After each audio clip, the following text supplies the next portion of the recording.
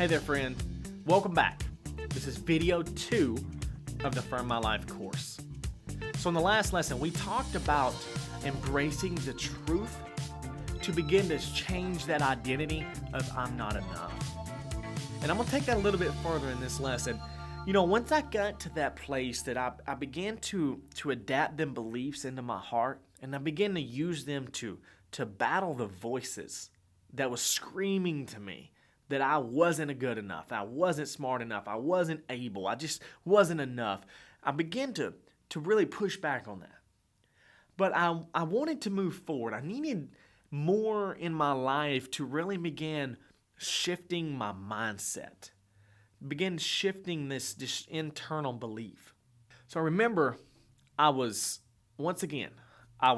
praying, thinking, talking to God, and I was really just like going over this idea of like, God, what do I do from here?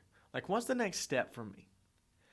And I remember I had this thought, just random thought pop in my head that I believe was God speaking to me. And I'm going to talk to you about how God speaks to us later on.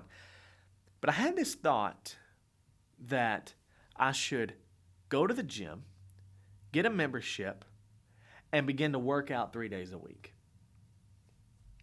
Now, I grew up in a very legalistic church, like I said, and we didn't believe in going to the gym. So I had never been to the gym a day in my life.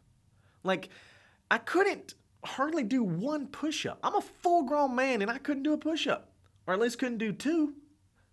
And I remember walking in there, and I'm talking about that was hard. It was embarrassing. I didn't know none of the machines. I didn't know what they were called. I didn't know what muscles they worked. I didn't know how to use them. Like, I was the complete newbie. But I remember walking in there, and I got a guy to help me, show me around, show me how to use the machines and how to work out. And I began to go in there 3 days a week. Never missed a week. And I began to really try hard, to stay committed, to stay consistent, to stay disciplined in going to the gym. Now, I didn't realize it at the time, but what was happening was I was a very undisciplined person. I was a very inconsistent person. And this one habit of going to the gym began to build this belief inside of me that I could stick to a commitment, that I could follow through with something. And what I came to realize was the number one thief of self-confidence, of self-belief, is lying to ourselves.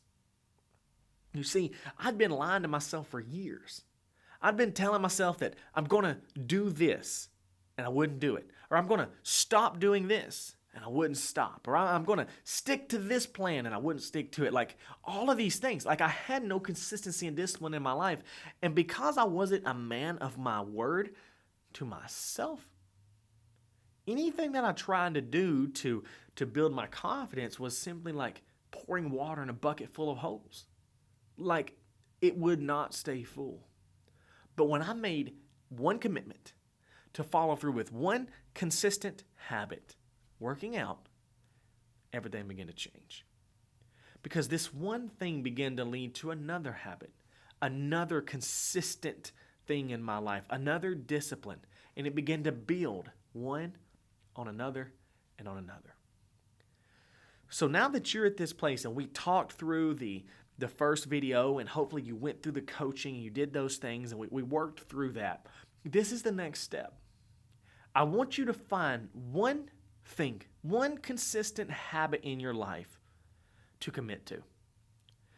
Now, I strongly suggest that it's a gym membership. The reason why is because if you've never been before or you're not comfortable, you're overweight or you're underweight or you're weak or, whatever, it's going to be tough. It's going to take a lot of stretching. It's what it took me. I was overweight and very weak. That's who I was.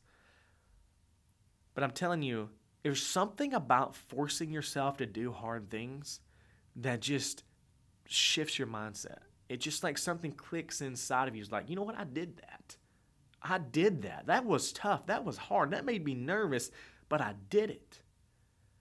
And also, It's the people you get to meet.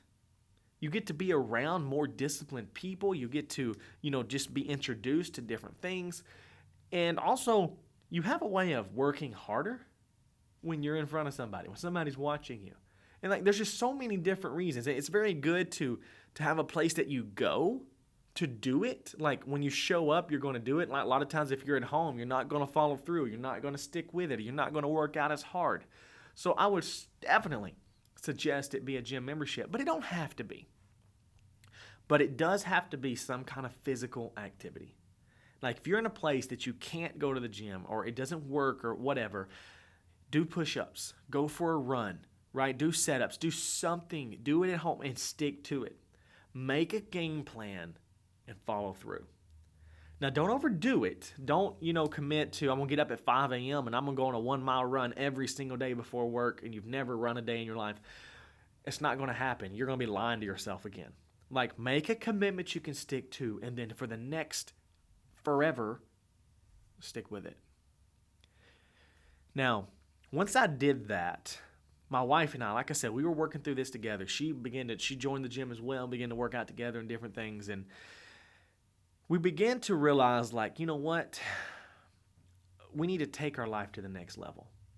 It actually all came about as we were listening to a message on YouTube, I believe, and we heard this guy preach on excellence. He preaching on Daniel in the book of Daniel and how the Bible says that because Daniel had a spirit of excellence, the king elevated him to the highest position in the kingdom. And so he began to preach this message that the spirit of excellence, being an excellent person, will bring success, will bring progress in your life. So we began to look through our life. First, we started with our home. Like, my wife keeps a clean home, and I try to help in different things, but we just begin to look deeper. We begin to clean under the bed. We begin to clean out the junk drawer. Begin to organize the closet, the cabinets. We begin to keep our vehicles cleaner. That's hard to do when you got babies, but we didn't get dramatic about it. We didn't become obsessed with it. We just said, we're going to take our life one more level up. So we begin to try to keep our cars cleaner, keep the trash picked up out of them, keep the yard clean, the garage, the carport, the porches, whatever. That it kind of moved over into even in more things. Like we began to work on our budget. And we'll talk to you about a budget later on. We begin to clean that up. We just begin to go through the junk mail and the email list and all these different things. We just begin to organize and declutter our life. Another thing was we began to work on our appearance. Like I began to get a better haircut, take more pride in the way I looked, keep my beard looking nice, dress a little nicer. No, we didn't have money to go out and buy new clothes. We just began to wear the ones that we had with more excellence. We begin to try to look a little better. Tuck the shirt in, when you're going places, or, get an old pair of shoes that you wear around and keep the other one so it could stay nice for longer. Like I just began to take care of my stuff. There was just all these little things. I began to try to find excellence in everything that I did. So that's the next step for you. One, get one consistent habit of some kind of physical activity. And number two, strive for excellence in your life. Begin to clean up your life. And this is easy. Like the gym one, it's a little bit harder, very important, probably even more important. But this one you can do. It just takes a little bit of time and a little bit of work. But I want you to begin to look at your life. And you may be a clean freak already, so I'm not talking about getting crazy with it. Just look deeper. Where can you just take your life to one more level? What happens is there begins to be a mindset shift. And I've said that term a lot of times, but it really does begin to happen. And you begin to look at life through a different lens, a different identity. And instead of seeing someone that's not enough, remember, we destroyed that identity in the last lesson. You begin to put on a different glasses that says, I'm a person who is clean. I'm a person who's organized. I'm a person who's consistent. I'm a person who's disciplined. I'm a person who cares about themselves. I'm a person who takes care of their stuff. You just begin to rewrite that narrative. It's amazing. Like when you start doing this stuff, you're going to look up in a few weeks and you're going to look back at the person you used to be. And you'll be like, wow, I'm different. My life looks different. I feel different. I think different. And what it is, like that old identity always pulled you down, this identity will begin to pick you up. Instead of always killing your momentum, this new identity is going to begin to build momentum. So when I got to this place, here's the next thing that happened. Now, I cleaned all this stuff up in my life. I began to get consistent. But I found that I was still having all these mind battles, all these thoughts. There's just all this stuff still going. And yeah, I was fighting those thoughts of I'm not enough, but there was just this negativity. There was just this pressure, this struggle. There was still that negative self-talk. There were still these things going on in my mind. And here's the way I illustrate this. Let's say, just for fun, that you invited me over to have dinner at your house. Right, you fixed your favorite meal or you catered something in, and we came in and, man, we sat around and we ate and we laughed and we shared stories, we swapped jokes, we just had a great time. And afterward, you was like, hey, let me show you around my home. Maybe you got an art collection or a gun collection or whatever it is. You just say, hey, let me show you around. So we walk into your bedroom and we feel that squish of wet carpet. Like it makes that little sound that's just, oh, I've heard it before. It's really sickening. And we walk in and we realize there's water coming from somewhere. We walk into your bathroom. Somebody's left the faucet on in the tub. The drain's plugged. It's full. There's water all over the floor. It's running into the bedroom. It's a mess. What is the first thing we would do? We would turn off the faucet. We would run over, turn it off, pull the plug, and then we would begin to try to clean up the mess that was there. That's what I had to do in my life because I realized that there were some faucets, some influences that was spewing these thoughts into my mind.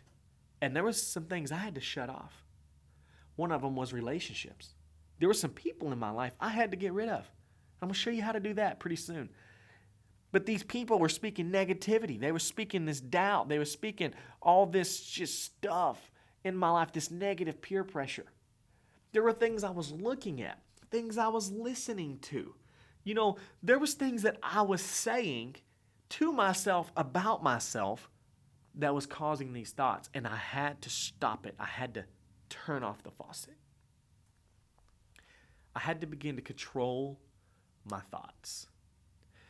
Once I learned that skill of, first off, shutting off the faucets, I then had to begin to learn how to truly conquer the thoughts that were still left, because you guys have probably heard this before. They say it all the time that the mind is the devil's, playground. The mind is the devil's playground. And so these thoughts, even though I turned off some faucets, they weren't as strong, but they were still coming in because he was putting those thoughts in my mind. So I had to learn how to battle that. And that was with, once again, the Bible. And I began to find verses that began to battle the thoughts that were coming in. And so here's what I mean by that. I remember that my wife, she was pregnant with our third child. And during that pregnancy, she began to have some different complications, or at least she felt like she was. There was just these things going on, and she began to have these mind battles, that something was wrong with the baby, that these things were going to happen. And it really wasn't like stuff was happening. It was just like she thought it might be, or like it could happen. And so she said, you know what, I'm not dealing with this. So she went and got her a verse. And her Bible verse was, I believe, in Psalms, the book of Psalms. And it says, he has blessed the children within thee, the children inside of you. And she took that verse, and every time this little thought would come in, like, something's wrong with the baby, she would say, no. He's blessed the children within me. And it just began to be that sword that conquered that thought. And so I began to find verses that battle thoughts of insecurity, thoughts of low self-esteem, thoughts of temptation, thoughts of doubt and fear, like all these different thoughts, I begin to use these verses to battle those things. Shut off the faucets, the influences, the things that are bringing those thoughts in. And then the thoughts that are left, you find you some memory verses, some scripture to quote when the enemy brings those thoughts in so that you begin to win those battles of the mind. 3 things. Be consistent in one habit, working out of some kind. Begin to clean up your life and to begin to control your thoughts. When you do these 3 things, I'm telling you, my friend, your life is going to have such a shift in it. There's going to be such a different outlook on life. Things are going to begin to change. All right? So listen, work through these things. Apply these things to your life. And in the next lesson, we're going to jump into a little different topic, but it's all going to tie in, and we're going to begin to work on the cornerstone of our foundation. All right, we'll talk about that in video 3. I'll see you there.